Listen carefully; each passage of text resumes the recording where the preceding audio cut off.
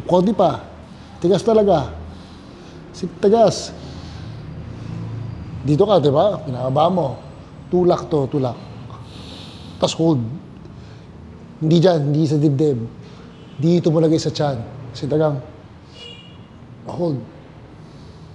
Yan, tigas pa. Tsaka mouth.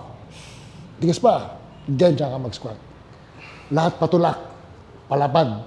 Hindi papasok. Okay. Yan. Baba mo to, baba mo to. Tapos, tulak. Yan. Yan lang. Yan lang. As in, Aaron, makuha mo to, sobrang taas ang squat mo. Kaya mag 200. Oh, tara. Huwag kang bibigay, ha. Sala kailangan ko sa'yo rito.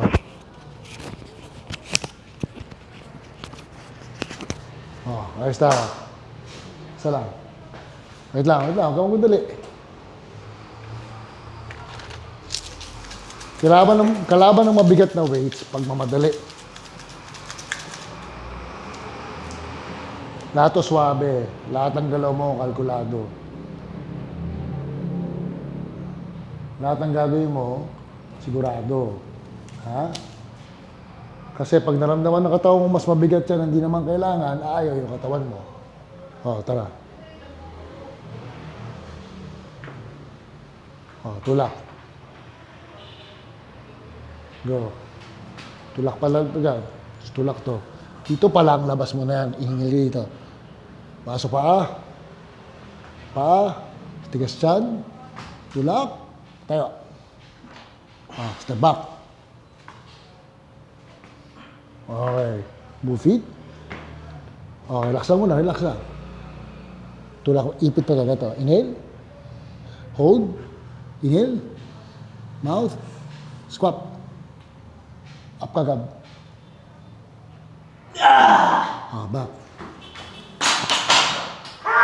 Oh, di 185. PR. Oh, tangina. Kaya pa eh. Pero... Wag. May 8 pa tayo. Oh. Shit. Ah, di ba? Binago lang natin pag-activate mo ng core. Yun lang. Kinakabahan ako naman eh. Oh. Sabi ko kasi, ano ko to deadlift ko to Nasa isip ko, hindi ka ba na konti eh. Hindi ko. Deadlift ko to.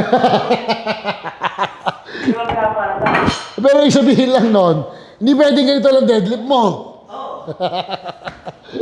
Kasi ang layo naman eh.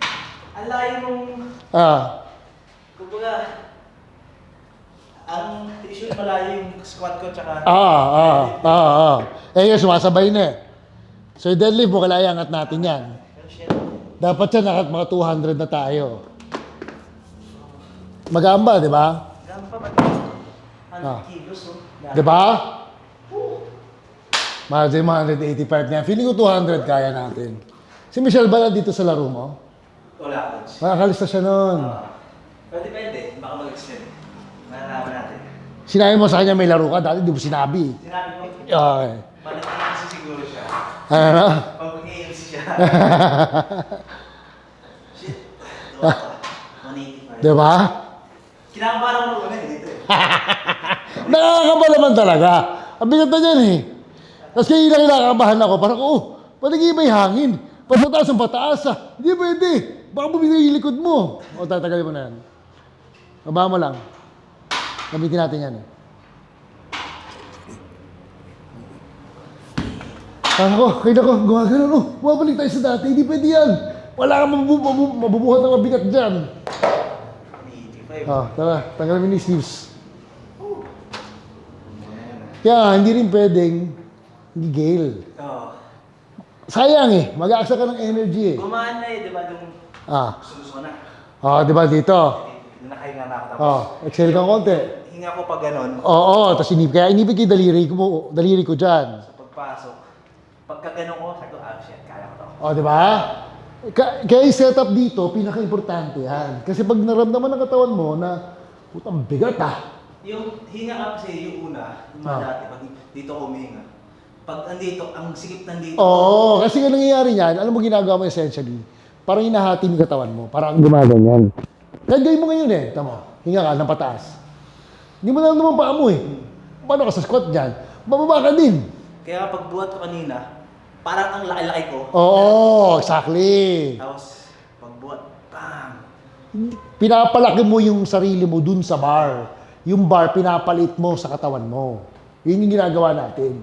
Ngayon, kapag inihiwalay mo yan ng ganyan, ang nangyayari niyan, lumiliit ka. Parang umibigat yung bar sa gilid. Ang sakit dito. Oo. Damn. No, tara. Kaya minisip mo, best tayo.